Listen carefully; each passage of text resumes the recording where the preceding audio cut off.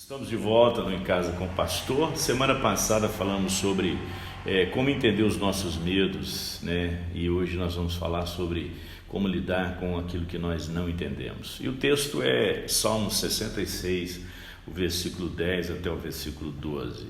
Pois tu, ó Deus, nos submeteste à prova e nos refinaste como a prata. Fizeste-nos cair numa armadilha e sobre nossas costas puseste fardos. Deixaste que os inimigos cavalgassem sobre a nossa cabeça. Passamos pelo fogo e pela água, mas a um lugar de fartura nos trouxeste. Eu não sei se você já teve aquela sensação de que Deus é mais adversário do que aliado. Ou se você já fez algum gol contra, né? Naquele momento de racha, de pelada que a gente fazia, sem querer você fazer um gol contra. Muitas vezes a sensação que nós temos, como nós lemos nesse texto, é que Deus é o nosso adversário, não o nosso aliado. E aí a gente começa a lidar com coisas que nós não entendemos, porque a gente acha que a relação com Deus é matemática, mas ela é humana, né? Quando a gente leva para a matemática, a gente some e a conta não bate, né? Como é que você pode imaginar Deus fazendo determinadas coisas conosco, como nós lemos aqui nesse texto?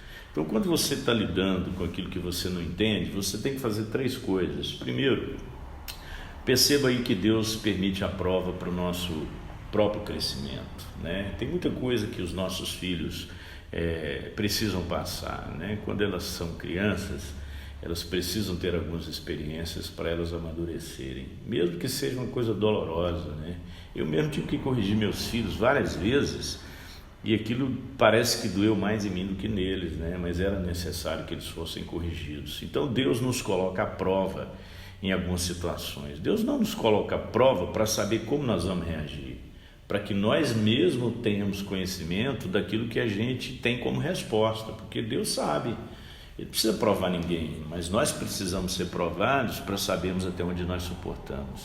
Então muitas vezes nós achamos que a prova é uma coisa ruim, e Deus permite a prova para que nós cresçamos, né? Dá uma olhada para trás e responda para você mesmo. Você cresceu muito mais quando as coisas estavam dando certo ou quando as coisas começaram a dar errado?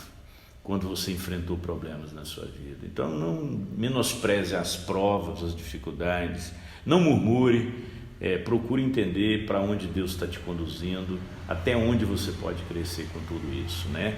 A segunda coisa é Deus usa os inimigos para o nosso testemunho. É muito importante, né, que as pessoas que não têm conhecimento de Jesus, elas vejam em nós como que nós lidamos com as nossas provas, né? Nós estamos muito mais preocupados em que Deus nos livre das provas, mas Deus tem um plano muito maior, né? Ele quer que no momento da luta e da prova você dê testemunho da sua fé. Você mostre para as pessoas como você age quando as coisas não estão indo bem, que o seu coração não seja tomado de amargura, de ressentimento, né, de murmuração, que é o mais comum hoje acontecer, mas que você possa passar pela prova com alegria. Por isso que Paulo diz que nós temos que ter por motivo de alegria ao passar por provação. Ele não está pensando na provação em si, está pensando no resultado que isso vai produzir, que é o nosso bom testemunho. As pessoas precisam ver que Deus não é alguém que nos protege o tempo todo, mas é alguém que mesmo passando pelas lutas, Ele nos dá a direção, Ele nos dá o consolo e Ele nos dá a vitória. Então use a sua prova, a sua luta para testemunhar a sua fé.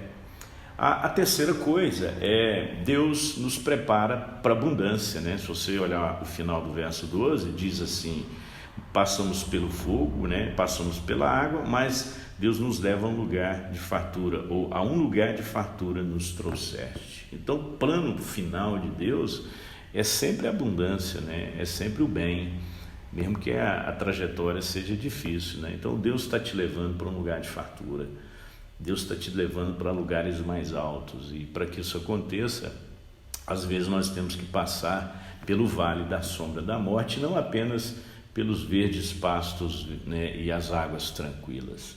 Então, desfrute aí da fartura de Deus, né, do melhor que Deus tem para a sua vida, né? A Bíblia diz que nós podemos nos deleitar com o melhor dessa terra. Então, o que Deus tem para nós é sempre o melhor. Então, eu quero recapitular com você aqui essa palavra de hoje, que é lidando com aquilo que nós não entendemos. Primeiro, Deus permite a prova para o nosso crescimento. Segundo, Ele usa os inimigos para o nosso testemunho. E terceiro, Deus nos prepara para a vida abundante. Então, Deus abençoe sua vida, sua família. Até a próxima semana.